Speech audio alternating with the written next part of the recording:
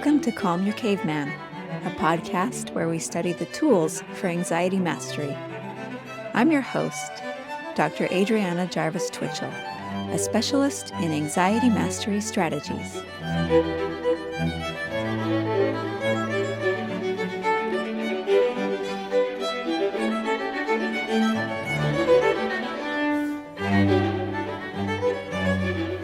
Hi, everybody. Welcome back today. We get to talk about another tool, really crucial tool for your toolbox today. And that doesn't sound very nice, but it is increasing your distress tolerance.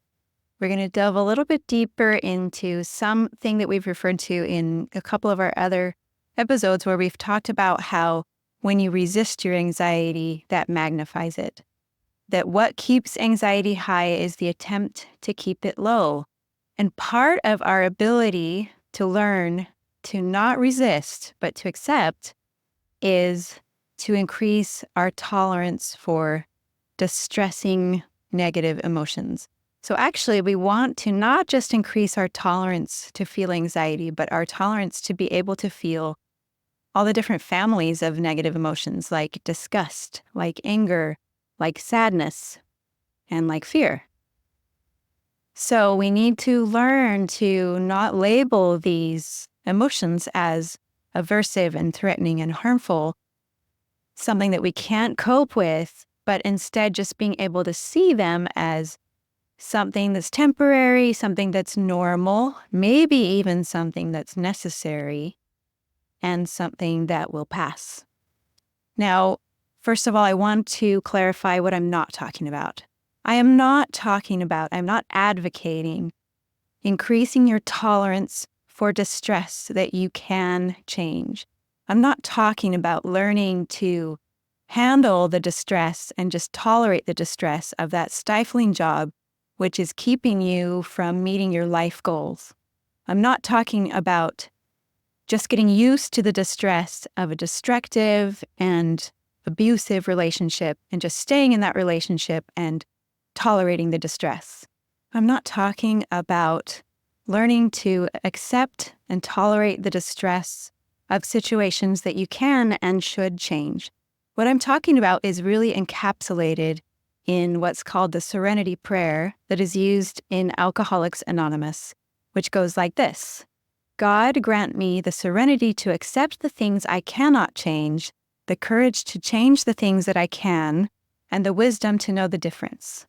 So we want to change the things that we can change, but there are certain things that we cannot change, that are not changeable, that we want to learn to accept. Now, this is the type of distress, the unchangeable distress, that we want to learn to tolerate.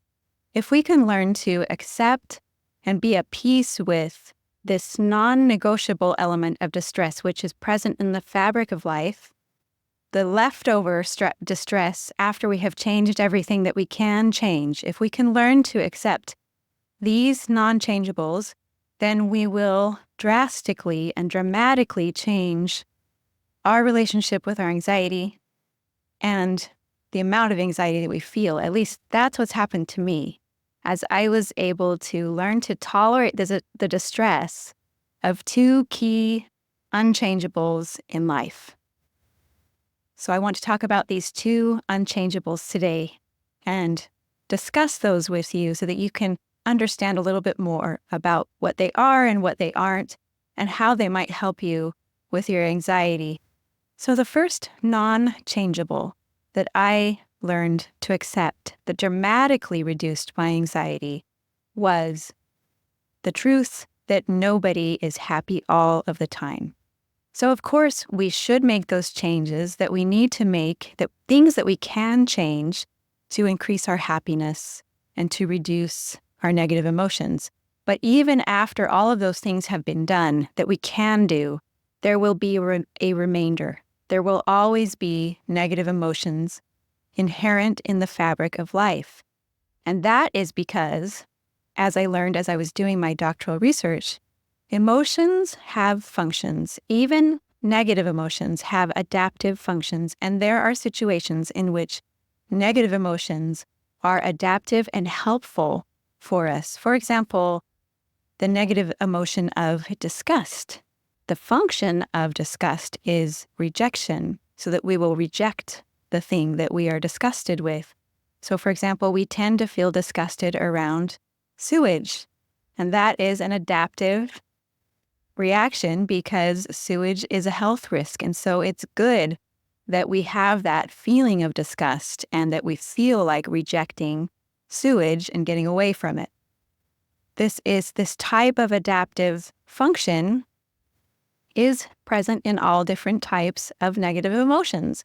The function of fear is to protect us from dangers. So I just want to show you a chart. And for those of you who are just listening, I'm going to describe it in as much detail as I can. This is from a chapter in a book called The Handbook of Affective Sciences. And the chapter is called Appraisal Processes in Emotion. And I'll put a link for this chapter in the show notes. But I just want to show you this table because it really crystallized for me the understanding that negative emotions have a certain function.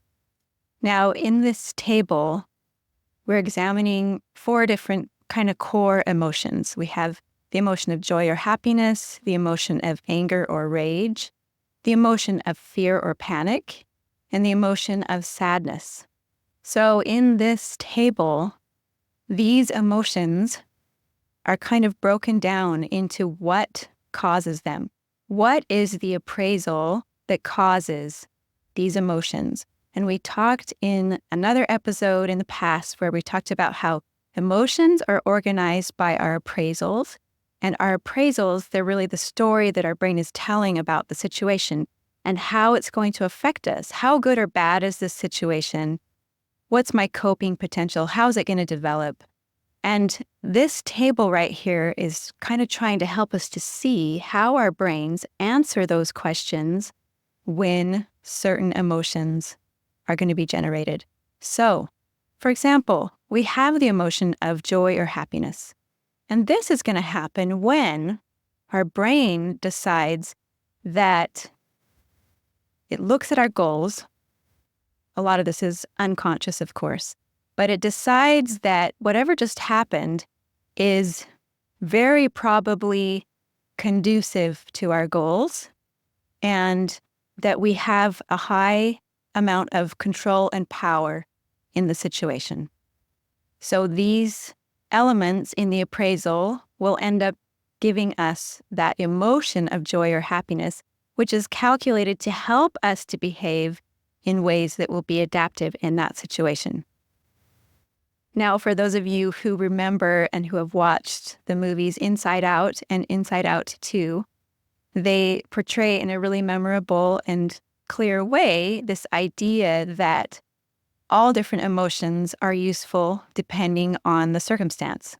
And as you might remember in the first movie, we basically saw illustrated how the emotion of joy or happiness is not always the most adaptive emotion for every situation.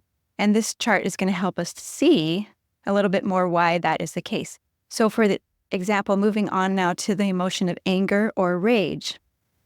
So when our brains decide that whatever just happened was very probably obstructive to our goals, it was very probably going to get in the way of our goals and what's important to us, and that it is very urgent, and that we have high control and power in the situation, then that appraisal is going to produce the emotion of anger, which will give us the energy to come up and combat whatever it is that is in the way of our goals, because our brains decided it's urgent, so it needs to be taken care of right away, and that we have a lot of control and power, so it's worth going for confronting whatever is blocking our goals.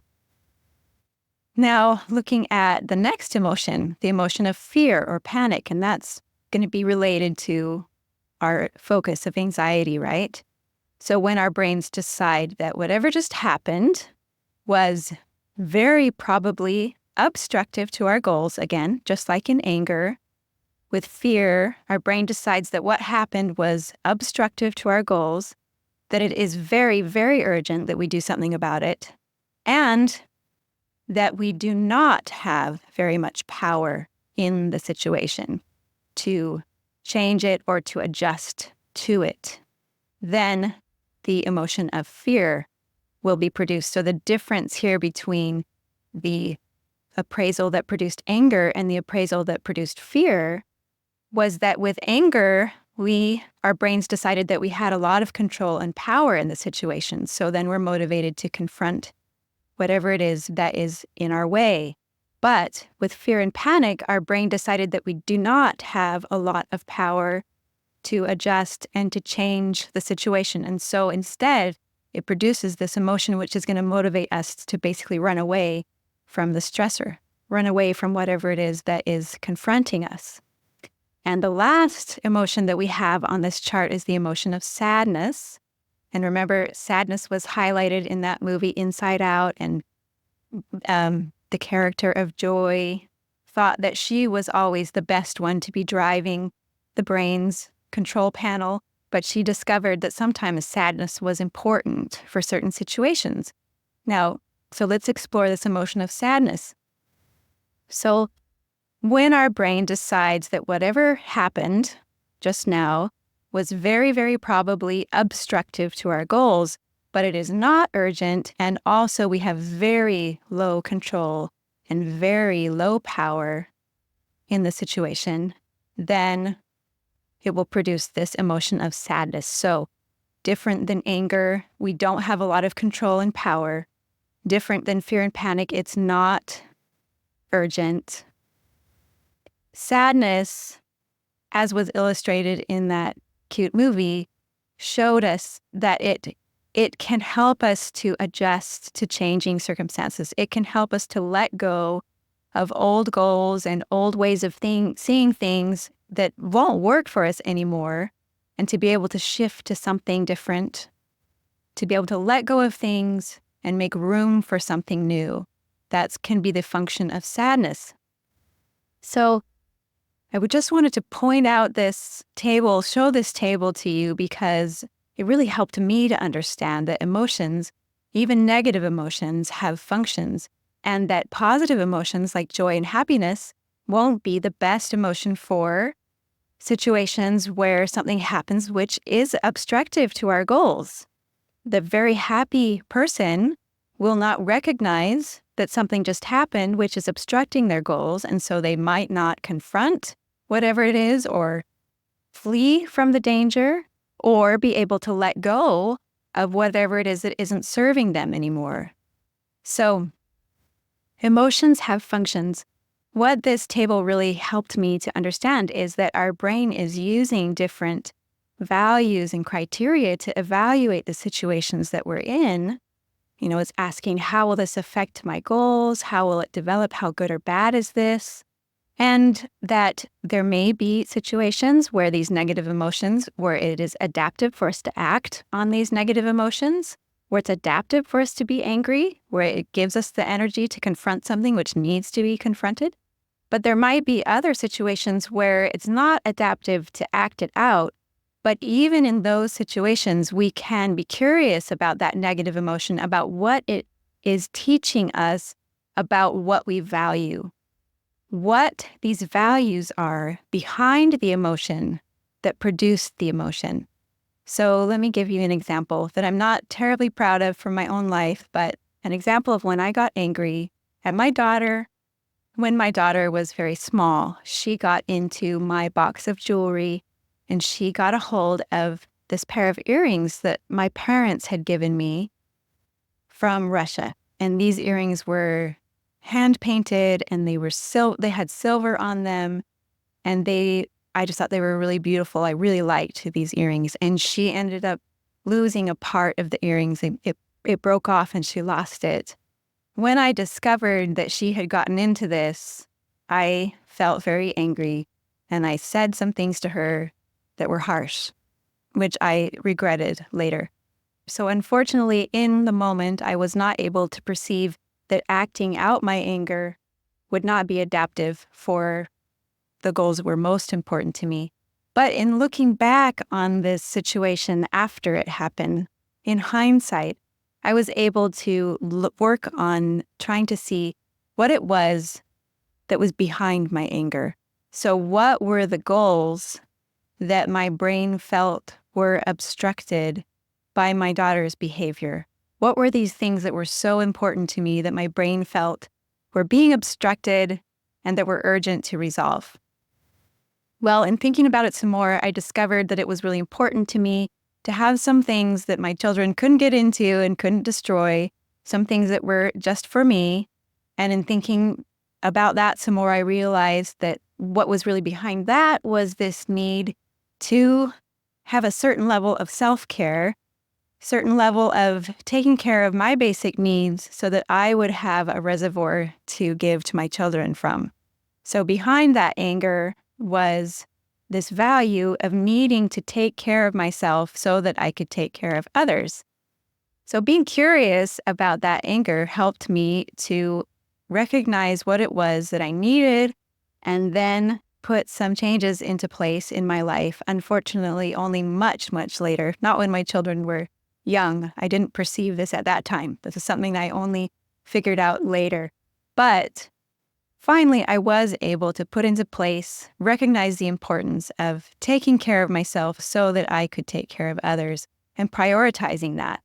So I was able to make those changes. So this is one illustration of how that negative emotion of feeling anger, how it would have been better for me not to act it out, but how being curious about what was behind it actually could help me to discover something which did need to be changed and which I could then work on changing.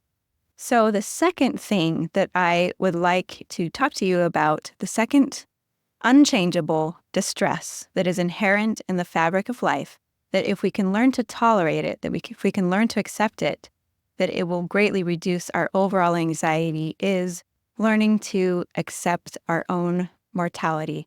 Now, this is a big one. This is the arch fear. The fear of death is really behind a lot of our other anxieties. When I talk to my coaching clients and they're talking about different things that they're anxious about, and we try and get beneath that anxiety. Why is it that you're so afraid of not doing well in school? Why is it you're so afraid of losing your job? Why is it that you are so afraid of social rejection?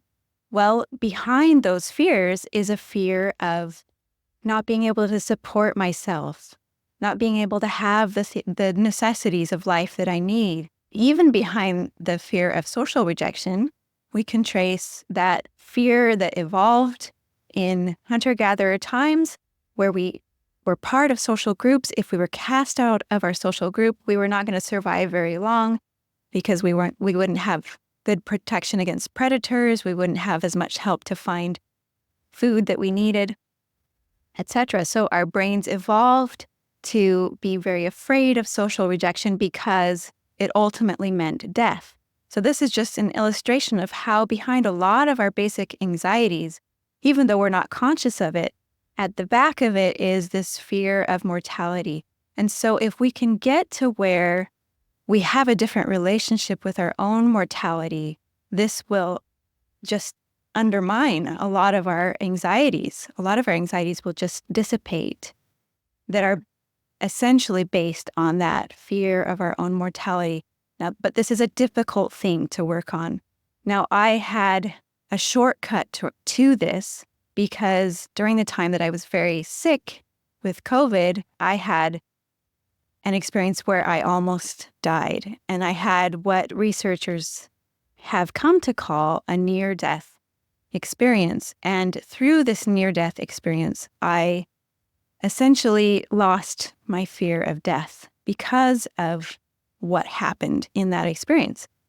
Now, these near-death experiences, as I said, have been studied by a lot of researchers. There's a particular article that I'm going to cite now, which is by Dr. Bruce Grayson, which is called Western Scientific Approaches to Near-Death Experiences. So when I'm talking about near-death experiences, I'm talking about a very specific type of experience. It's a vivid, realistic, subjective experience that often occurs in life-threatening conditions, such as in cardiac or respiratory arrest, head injury, or states of shock. Now, Dr. Grayson talks about how these near-death experiences are reported in 10 to 20% of people who come close to death. So they are fairly common, and they are present in all different cultures. Some of the content of these near-death experiences can vary depending on what culture the person is who had them, but there are certain core elements that are part of these near-death experiences that are present through all different cultures and through reports that we have throughout history as well. Studies have shown consistently certain types of changes in people who have these experiences. And some of these changes include a loss of the fear of death, and that's certainly consistent with my experience. A sense of purpose and a heightened sense of self-esteem, increased compassion and love for others, less concern for material gain and recognition and status. So for me, this really was true after my experience. I was able to perceive clearly what was really important to me and what wasn't, and I realized a bunch of things that I had thought previously were important were not, including material gain and recognition and status. It's common for people to have a greater desire to serve others and increased ability to express their feelings after these experiences, greater appreciation and zest for life, increased focus on the present, deeper spirituality, greater search for knowledge, and greater appreciation for nature. So all of these different changes that have been documented in people that have these experiences bore out in my experience as well. Because in my experience, I came up against death, I came close to death, and yet had this intense experience in which I felt part of it was this vivid feeling of peace, joy, unity, and love. And this, in part, contributed to my change in perspective toward death. It didn't seem scary to me anymore.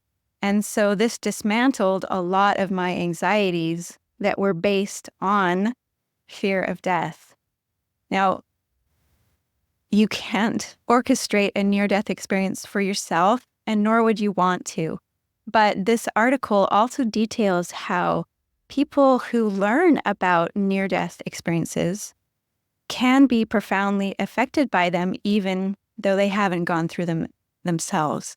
And Dr. Grayson talks about several different studies that were done on college students who studied this phenomenon, who studied near-death experiences, and how this led to increased compassion and concern for others, that students demonstrated this after learning about it for a semester, that they ended up with more positive attitudes towards death and decreased concern about dying and an increased sense of purpose.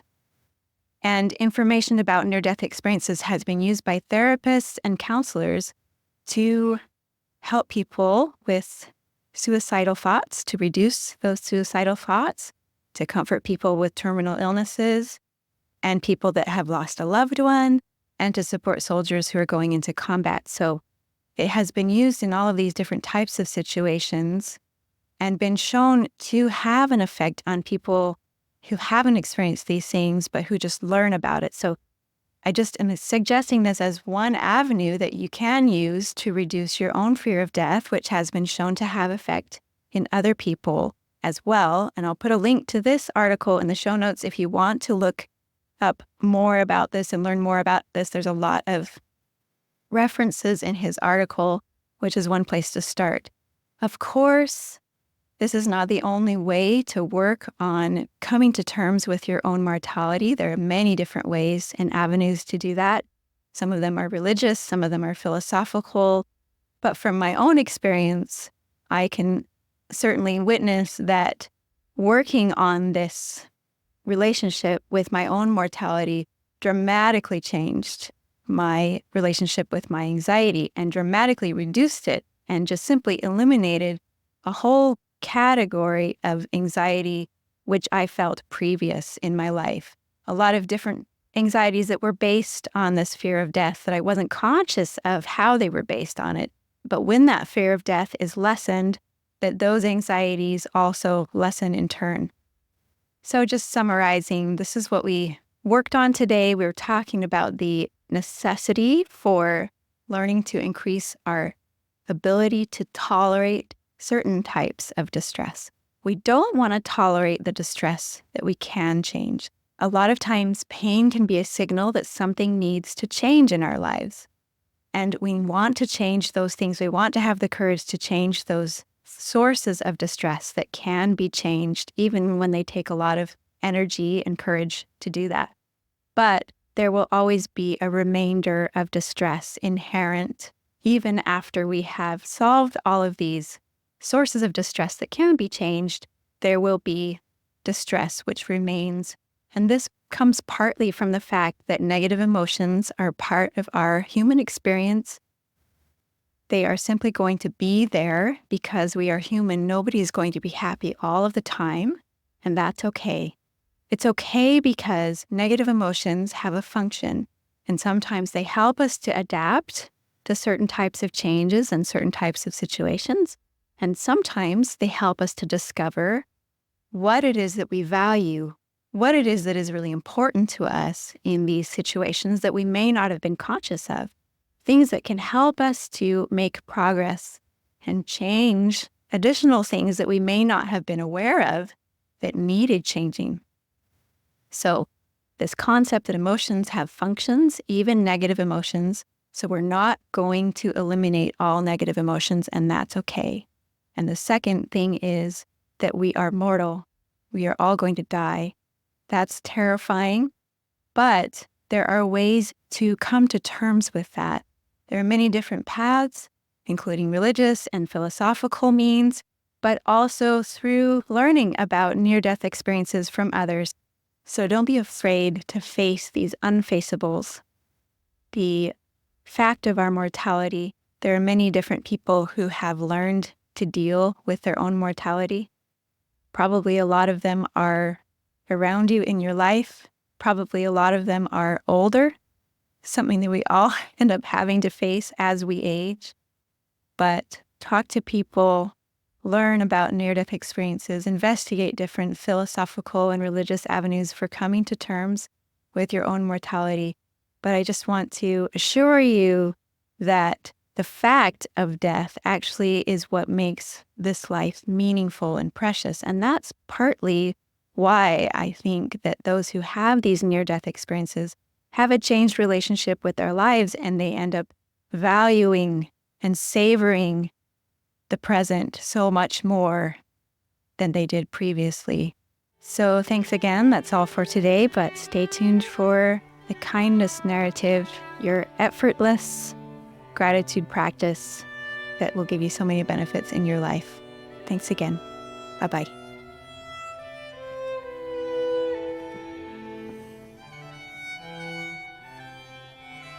A number of years ago, my fourth child passed away when he was quite young. He was 19 months. And he died suddenly at home. It was really shocking for us. And afterwards, we were all at the hospital with him. And we had a lot of family there and friends helping us deal with that shock and our grief. And after a while, it was time to go home. We couldn't stay there forever. And my husband really wanted to bring him home. He wasn't wearing anything. He was just wrapped in a blanket. And he wanted to bring him home and get him dressed before we brought him to the funeral home.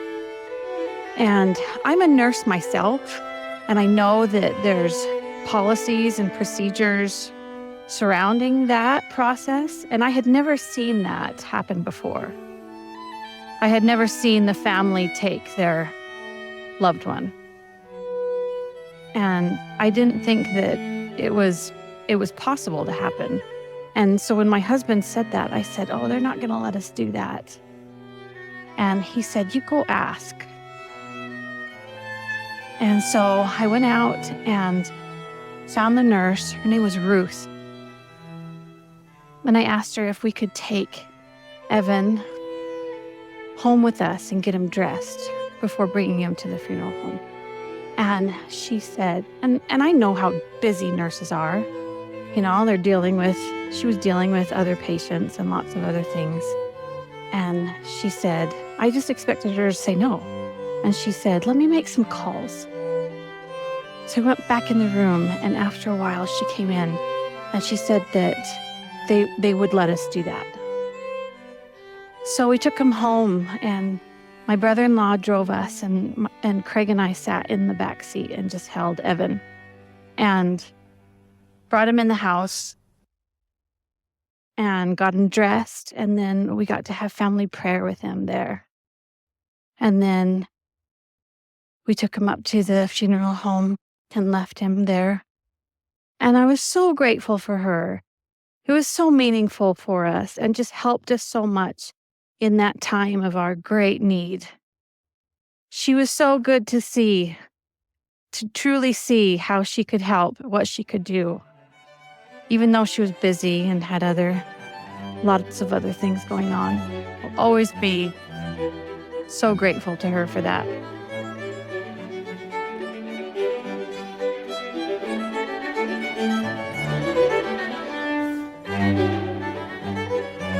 Thanks for joining me today.